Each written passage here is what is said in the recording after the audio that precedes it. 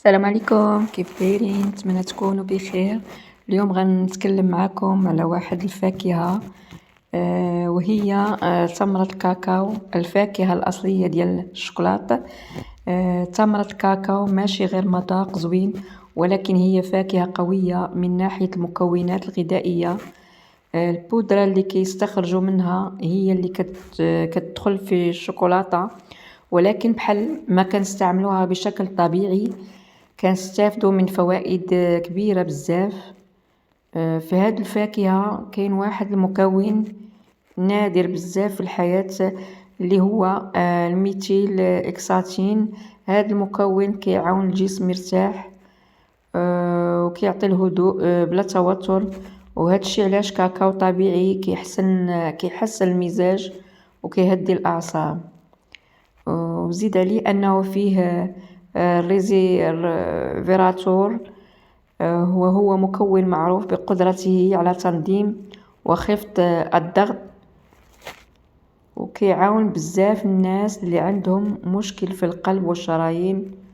وبالنسبة للكافيين راه موجود ولكن بكمية قليلة بزاف مقارنة مع القهوة، يعني كيعطيك طاقة خفيفة ولكن ما كيأثرش سلبيا على الناس اللي كيعانيوا من الضغط إذا استعملوا مسحوق تمرة الكاكاو الطبيعي.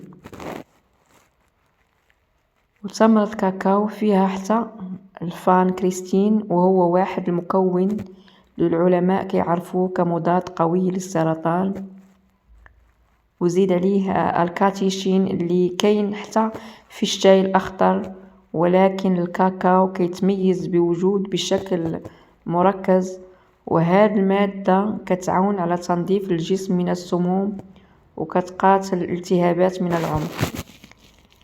الجميل في الأمر هو أن هاد الفاكهة كتجمع بين طاقة طبيعية وفوائد صحية كثيرة، يعني إلا كنتي كتبحث على حاجة تعطيك تركيز ونشاط ولكن بلا ما ترفع الضغط، في الكاكاو الطبيعي هو الاختيار الصحيح.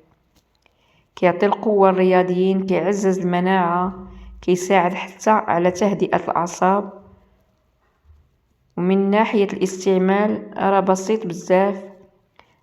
ملعقة صغيرة من مسحوق تمرة كاكاو، تقدر تزيديها الحليب أو تخلطيها مع الحلويات الصحية، كتبقى اختيار ممتاز.